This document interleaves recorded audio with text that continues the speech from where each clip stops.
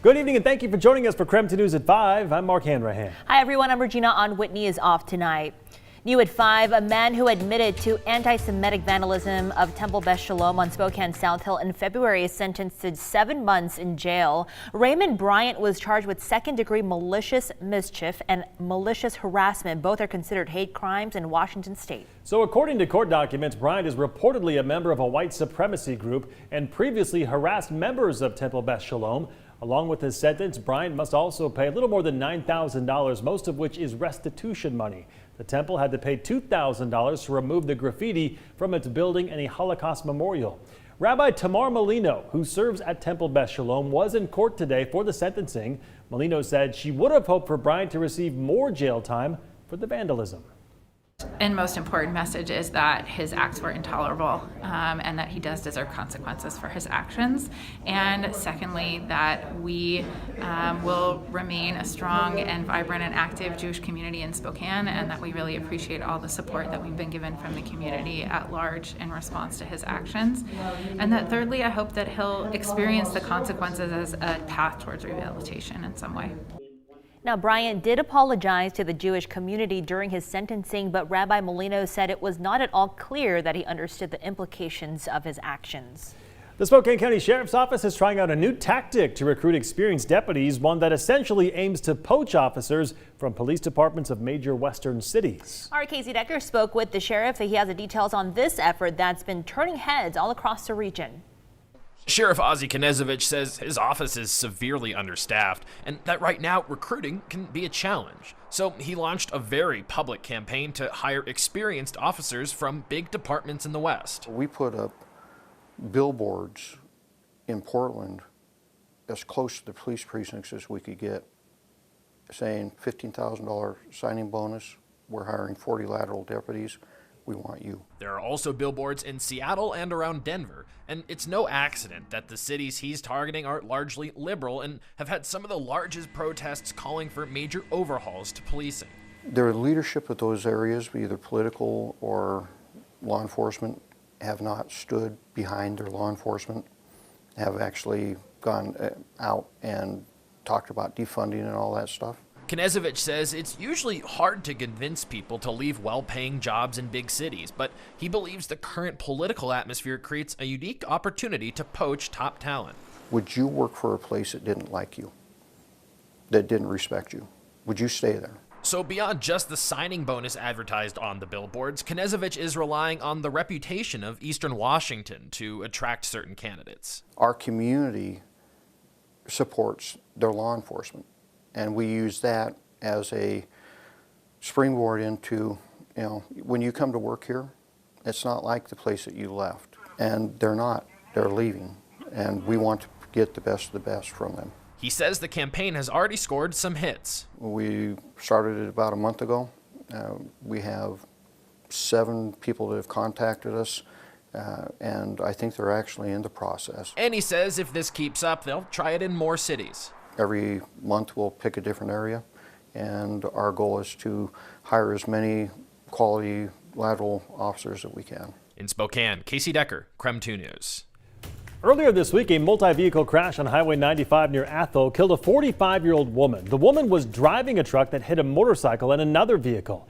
But as KREM 2's Ian Smay explains tonight, the Cooney County Sheriff's Office has arrested a man they say actually caused the woman to crash. On Tuesday on Highway 95, near the small North Idaho town of Athol, a woman was killed when her Toyota Tundra crossed the center line, sideswiped a motorcycle, then hit another vehicle. But now, a 55-year-old Bonners Ferry man is in jail after police say he shot the woman while he was riding in her truck. 45-year-old Melissa Schlow was driving her truck with 55-year-old Victor Klaus on Monday. The truck was going northbound on Highway 95 near Athol when it crossed the line, sideswiped a motorcycle, then hit another vehicle. Schlow was found dead, and Klaus and the driver of the other vehicle sustained non-life-threatening injuries. When we got on scene, investigators from the traffic team and deputies and state troopers realized at that time there was a victim of a gunshot wound on Tuesday, but we didn't release any information because we were still trying to figure out how it happened. Newly filed court documents are providing insight on what led up to the alleged shooting. According to the documents, Klaus was picking up Schlow, who was his girlfriend, from the Spokane International Airport after a 2:20 p.m. arrival. He told police he had been drinking all day and that Schlo was returning from California, where she lived with her dad. She was then driving them to his Bonners Ferry home. Witnesses described seeing the truck stop multiple times before the crash. One witness that approached the truck told police he saw Klaus shaking Schlo and telling her to wake up. Another witness found a handgun on the floor of the truck. Klaus told police that during an argument over why his divorce from a previous marriage was taking so long, that Schlo grabbed his gun from the dashboard and shot herself. The Spokane County medical examiner reported that Schlo had a gunshot wound to the head, with the gun having fired from at least 18 inches away. The medical examiner also said it would be nearly impossible for the gunshot to be self-inflicted.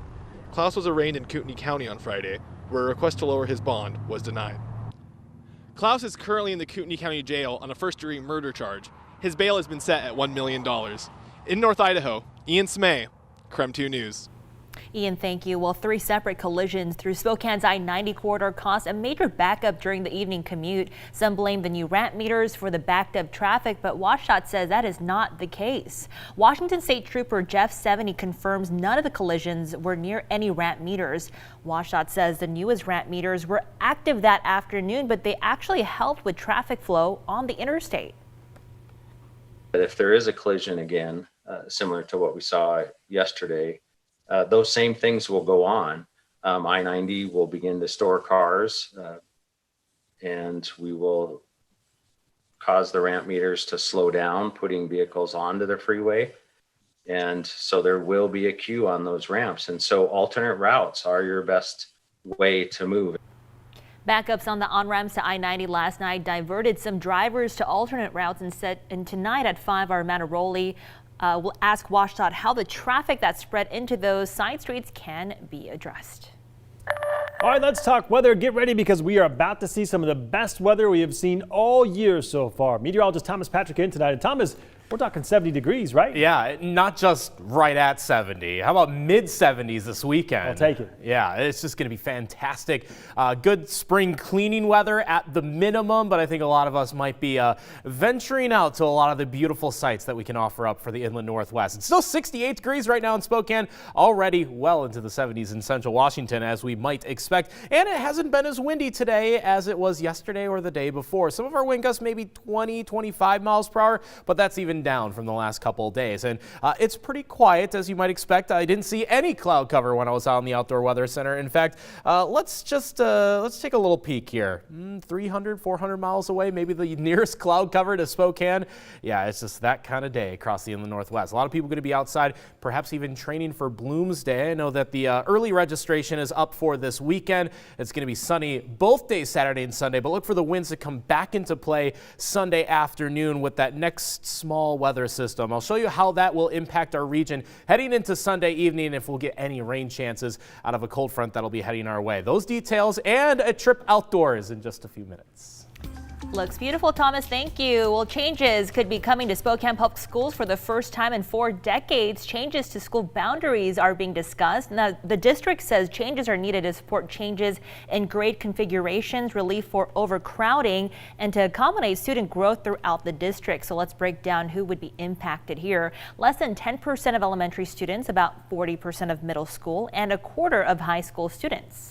Boundaries are decided based off communication and process, diversity, legacy, neighborhood, school quality, transportation. Even with these proposed changes, SPS will continue to offer open enrollment, they said. So that means students will still have opportunities to attend a school other than their assigned neighborhood school. That's known as choicing in, of course. Students can apply to attend any school, but acceptance depends on availability, capacity for neighborhood students.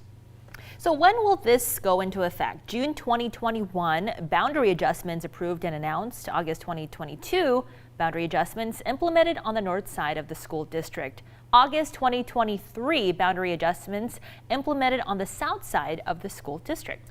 SPS holding 4 online community forums to collect feedback for the Boundary Adjustment Committee before any adjustments are proposed. The next forum will be on Monday night at 6:30. So for more information, just text the word school to 509-448-2000. We'll send that information directly to your phone.